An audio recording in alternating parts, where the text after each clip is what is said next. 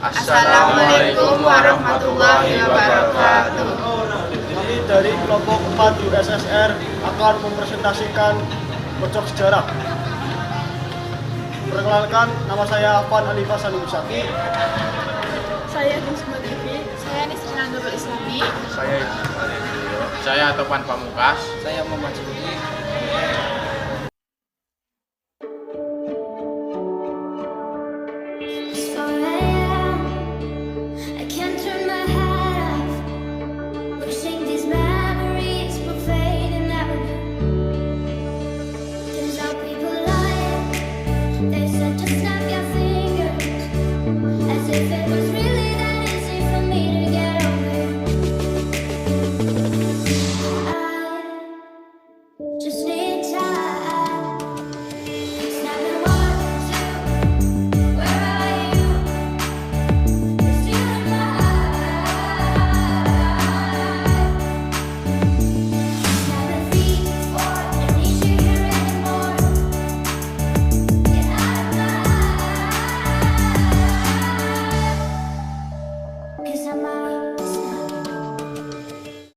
Lahirnya USSR. Munculnya USSR berawal dari revolusi Rusia pada tahun 1917. Wilayah Rusia saat itu dipimpin oleh Nicholas II hingga Maret 1917. Rakyat saat itu meragukan pemerintahannya karena Rusia telah kalah di Perang Dunia I dan dianggap otoriter. Setelah Nicholas II turun, ada pemerintahan sementara yang dipimpin oleh Alexander Kerensky. Meski begitu, pemerintahan ini dinilai lambat mewujudkan cita-cita rakyat Rusia. Hingga akhirnya pada 1921 hingga 1972 jadi perang sipil. Keberhasilan Vladimir Lenin bersama dengan Partai Bolshevik dalam memimpin revolusi, selain berhasil menggulingkan pemerintahan Kerensky, juga berhasil memimpin rakyat dalam perang tersebut. Partai Bolshevik sendiri merupakan partai sosial demokratis bagi para pekerja dan buruh dengan ideologi Marxisme dan Leninisme. Dengan naiknya Lenin sebagai pemimpin, ideologi partai yang merupakan partai komunis pun semakin menyebar. Pada 1922 terjadi perjanjian antara Rusia, Ukraina, Belarusia, dan Transkaukasia, dan terbentuklah USSR. Setelah Lenin kepemimpinan, pemerintahan Lenin kemudian digantikan oleh Joseph Stalin yang melakukan kebijakan politik tirai besi, di mana pemerintahannya Stalin banyak negara-negara di Eropa Timur bergabung dalam Uni Soviet. Kembangan USSR. USSR atau yang lebih dikenal dengan sebutan Uni Soviet menjadi negara pertama di dunia yang menganut paham sosialisme Marxis dan merupakan salah satu negara komunis terbesar pada masanya. Awal berdirinya Uni Soviet dimulai ketika Partai Bolshevik pimpinan Vladimir Lenin mendominasi pasukan Soviet di Revolusi Rusia dan Perang Sipil Rusia. Pada tanggal 30 Desember 1922, Uni Soviet secara resmi berdiri. Setelah beberapa dekade berdiri, Uni Soviet menjadi salah satu negara yang paling kuat serta berpengaruh pada eranya karena mencakup 12 republik. Pada masa kejayaannya, di era Perang Dingin, Uni Soviet yang merupakan gabungan dari beberapa negara berhasil menularkan paham komunismenya pada beberapa negara di luar Eropa Timur. Namun, dinamisme perkembangan di dalam tubuh negaranya sendiri gagal menyatukan negara-negara bagiannya bersatu di bawah naungan Uni Soviet. Uni Soviet sendiri dibubarkan pada tahun 1991 usai pemerintah komunis di sana runtuh. Tentunya Uni Soviet. Uni Soviet merupakan salah satu negara adikuasa pemenang Perang Dunia II. Pada 1947 sampai 1991, Uni Soviet menjadi pusat dari analisis negara komunis Blok Timur selama Perang Dunia. Hingga awal tahun 1991, Uni Soviet adalah negara dengan wilayah kekuasaan terbesar di dunia. Masa kejayaan Uni Soviet tidak mampu bertahan lama. Setelah 69 tahun berdiri, Uni Soviet mengalami keruntuhan pada Desember 1991 Keruntuhan Uni Soviet bermula dari kemerosotan ekonomi pada sekitar tahun 1980. Kemerosotan ekonomi tersebut berdampak negatif pada seluruh aspek kehidupan Uni Soviet. Runtuhnya Uni Soviet. 1. Insiden nuklir Chernobyl pada 26 April 1986. Terjadi ledakan di reaktor unit 4 pembangkit listrik Chernobyl kini Ukraina. Ledakan dan kebakaran ini menyebabkan dampak radioaktif 4.000 kali bom Hiroshima dan Nagasaki pada 1945. Kendati berbahaya dan melanggar doktrin Glasnost atau keterbukaan, Sekjen Partai Komunis Soviet (Communist Party of the Soviet Union) Mikhail Gorbachev memerintahkan para staf pemerintah untuk tidak menyebarkan informasi bencana nuklir tersebut ke masyarakat dan ke mancanegara. Peserta parade May Day di area terdampak juga tidak diinformasikan, sehingga tetap melaksanakan pawai dan selebrasi tanpa tahu akan terdampak paparan radioaktif. Sejumlah laporan dari barat ditampik sebagai gosip oleh pemerintah Uni Soviet hingga diakui pada 14 Mei, 18 hari setelah bencana. Pada 4 bocoran radioaktif baru dapat tertangani oleh petugas. Kelak dampak radioaktif pada korban-korban terpapar membuat Uni Soviet kehilangan kepercayaan dari masyarakat dan mancanegara. Beberapa dekade kemudian, Gorbachev mengatakan dalam peringatan bencana Chernobyl, mungkin ketimbang kebijakan perestroika, Chernobyl mungkin adalah penyebab runtuhnya Uni Soviet. Sebenarnya 5 tahun kemudian. 2. Kebijakan perestroika dan Glasnost. Mikhail Gorbachev mengusung kebijakan Glasnost atau keterbukaan dan perestroika setelah diangkat jadi Sekjen Partai Komunis Uni Soviet. Glasnost diharapkan dapat memicu dialog dan keterbukaan, sementara perestroika diharapkan memicu kebijakan pasar bebas semu bagi industri milik negara. Kebijakan perestroika kelak justru memicu sistem kapitalisme dan komunisme yang buruk. Penerapan perestroika saat itu menaikkan harga tanpa memperbaiki layanan yang disediakan, sehingga dianggap hanya menguntungkan pemerintah.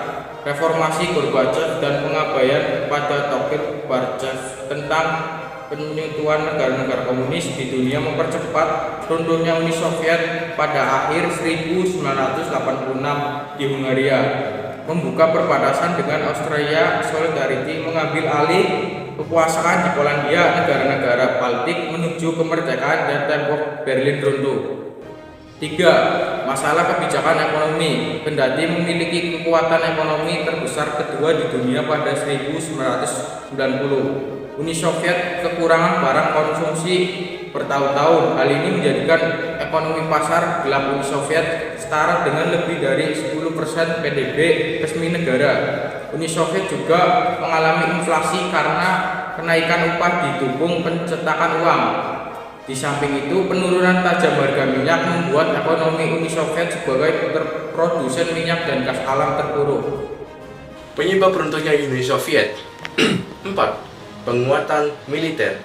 Uni Soviet dipercaya meningkatkan pertahanan militer ketika Ronald Reagan menjadi Presiden Amerika Serikat. Peningkatan anggaran bagi riset dan pengembangan militer serta pertahanan saat itu dinilai tidak seimbang dengan peningkatan kekuatan ekonomi. Sementara itu, ahli teknologi dan calon wirausahawan yang seharusnya dapat membantu Gorbachev meningkatkan perekonomian justru ditarik untuk memperkuat industri pertahanan. 5. Peletihan konflik. Selama 10 tahun pendudukan di Afghanistan dari 1979 sampai 1989, sekitar 15.000 tentara tewas dan ribuan terluka. Sementara itu, lebih dari 1 juta warga Afghanistan tewas dan lebih dari 4 juta orang mengungsi karena konflik. Para tentara Uni Soviet menyuarakan kebuntutan yang dialami 10 tahun tersebut kendati dibungkam pemerintah.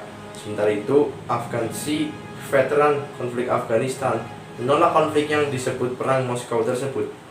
Para tentara yang berasal dari Asia Tengah juga merasakan kedekatan etnis dan agama dengan orang Afghanistan ketimbang Uni Soviet. Demonstrasi di Ukraina lalu pecah seiring konflik di Afghanistan.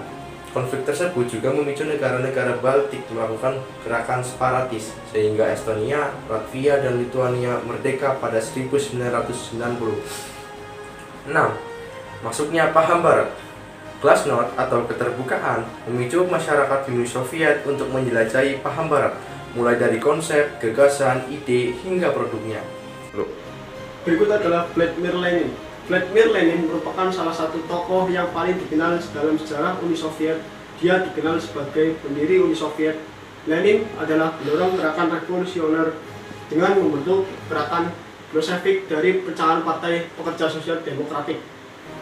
Di bawah ini pimpinannya, ia berhasil menggulingkan kekaisaran Rusia dan mengambil alih pemerintahan.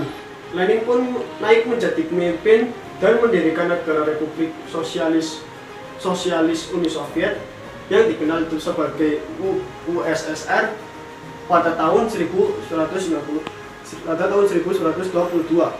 Dia memerintah selama 2 tahun hingga akhir hayatnya. Selanjutnya yang kedua ada tokoh yang bernama Joseph Stalin. Tokoh ini adalah salah satu tokoh kontroversial dalam sejarah pemerintahan Uni Soviet. Bersama Lenin, Stalin turut melakukan kudeta untuk meruntuhkan pemerintahan kekaisaran di Rusia. Setelah Lenin wafat, Stalin naik menjadi pemimpin dan membuat ideologi politiknya sendiri bernama Stalinisme. Selain menjadi pemimpin, Stalin juga menjadi tokoh yang menguasai salah satu ekonomi terbesar di dunia. Selanjutnya ada tokoh yang bernama Georgy Zhukov. Georgy Zhukov adalah seorang marsekal Uni Soviet yang mempunyai peran penting dalam Perang Dunia Kedua. Zhukov telah memimpin berbagai serangan selama masa Perang Dunia Kedua. Dia turut mengambil bagian dalam Perang Kursk pada Juli tahun 1943 dengan mengerahkan para tentara Soviet ke seluruh Ukraina. Pada tanggal 8 Mei tahun 1945, ia mewakili Uni Soviet pada penyerahan resmi Jerman pada Uni Soviet. Setelah Zhukov meninggal, ia diangkat menjadi Wakil Menteri Pertahanan pada tahun 1953 bersama Nikolai Bulganin. Barulah setelah itu Nikolai Bulganin naik menjadi pemimpin Uni Soviet dan Zhukov menjadi Menteri Pertahanan pada masa itu. Yang keempat ada Mikhail Gorbachev. Mikhail Gorbachev adalah pemimpin yang terakhir Uni Soviet yang dikenal akibat kebijakan luar negerinya. Di bawah pemerintahannya, ia membangun hubungan signifikan dengan negara-negara Barat dan Gorbachev berhasil menghentikan perang. Mikhail Gorbachev merupakan pemimpin terakhir Uni Soviet yang dikenal akibat kebijakan luar negerinya. Di bawah pemerintahannya, ia membangun hubungan signifikan dengan negara-negara Barat dan Gorbachev berhasil menghentikan Perang Dingin, dan ia juga menarik pasukan Uni Soviet dari Afghanistan hingga jasanya ini dianugerahi dengan hadiah Nobel Perdamaian pada tahun 1990. Selanjutnya yang kelima adalah Leonid Brezhnev. Leonid Brezhnev adalah pemimpin Uni Soviet yang menjabat selama 18 tahun. Dia menjadi pemimpin Uni Soviet setelah Stalin atau terlalu lama. Setelah berhasil menggulingkan Khrushchev dari kekuasaannya, Brezhnev muncul sebagai sosok pemimpin yang dikenal dengan nama Doktrin Brezhnev.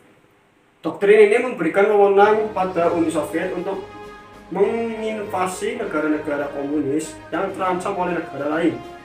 Doktrin inilah yang menjadi dasar invasi Soviet atas Afghanistan. Uni Soviet berusaha menopang para komunis Afghanistan dalam pertempurannya dengan gerilyawan Muslim anti-komunis. Setelah kematiannya, Doktrin Brezhnev tetap berlaku hingga Mikhail Gorbachev menghentikan dengan menarik pasukan Soviet dari Afghanistan. Sekian dari saya. Wassalamualaikum warahmatullahi wabarakatuh.